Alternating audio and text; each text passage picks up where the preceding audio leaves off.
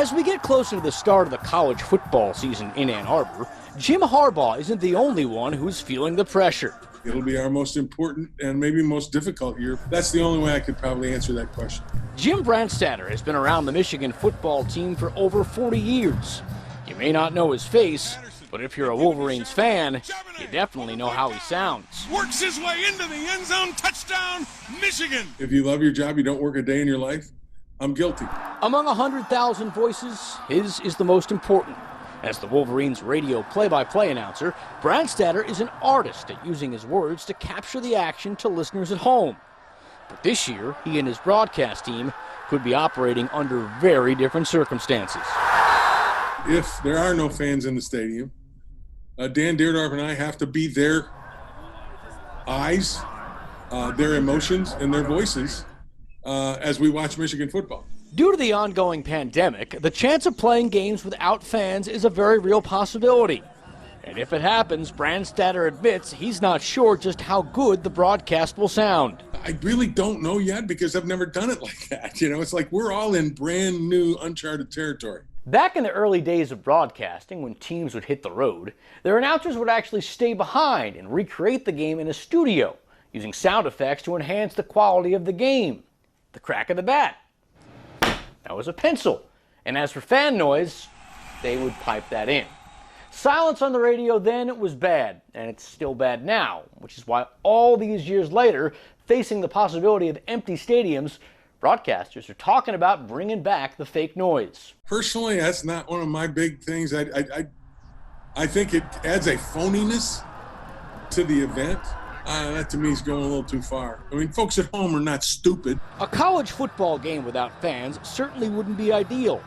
But considering the situation, Brandstatter says it would at least be something to cheer about. Because we have not been normal of late, getting back to that would be comforting to a lot of people out there. And while Brandstatter will miss seeing the fans, he promises he won't let them miss any of the action. Throw wide open is Tariq Black. Touchdown, Michigan! Mike Lissette, 13 on Your Side Sports.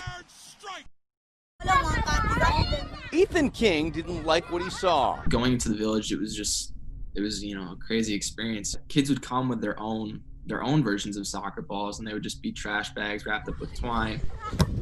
The Grand Haven natives' 2010 trip to South Africa was eye-opening to the conditions of those living in third world countries. He felt bad. He felt like he had to do something.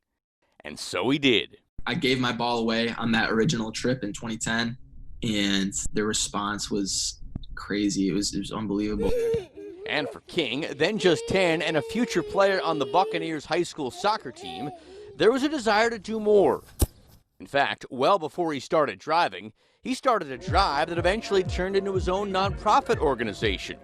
Under his leadership, Charity Ball has delivered thousands of soccer balls to over 50 different countries. I was like, these kids need to have fun. They love soccer. They deserve a ball. Like, let's make this happen. Now 21 and a soon-to-be senior on the Butler soccer team, King recognizes these countries also have a lot of other needs.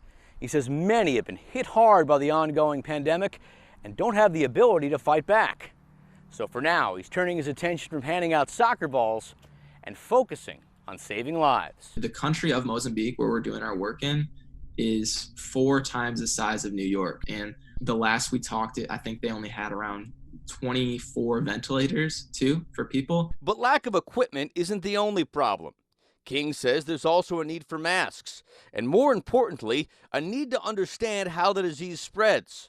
To combat that issue, they've spent time educating local leaders on the importance of social distancing. There's people across the world who will never be thought about. They're on the margins of society, and so I'm here to kind of be a voice for the voiceless and speak on behalf of people who, would otherwise be forgotten about. In the last several weeks, King and his team have raised $7,000. That's good, but King knows it is not good enough. Will we ever be able to, bring society to everyone being on the same plane and, being in the same scenario? That's really tough, but we can still have a really, really big impact. The battle never ends, but no matter what, Ethan King won't stop fighting. Mike Lissette, 13 on Your Side Sports. It's true what they say. The first thing that I did was go to the beach. A trip away from home really makes you realize what's important. Just standing in the sand, feeling the sand on my feet, feeling the wind was incredible. To fully understand Christina Cook's newfound appreciation, you have to know where she went.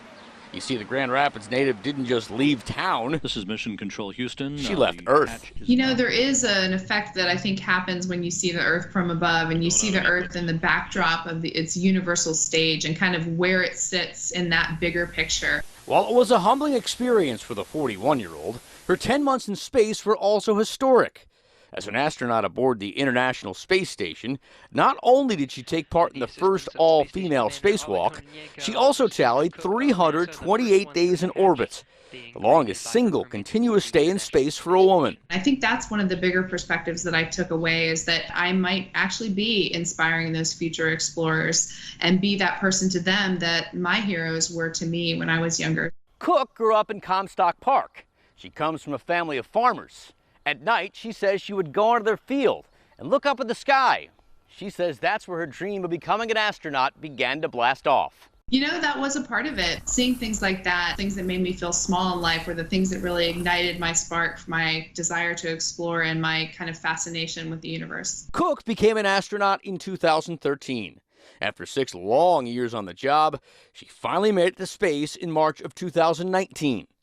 Even though she's been home now for only a couple months, Space station tracking 200. She says she can't wait to get back up there again.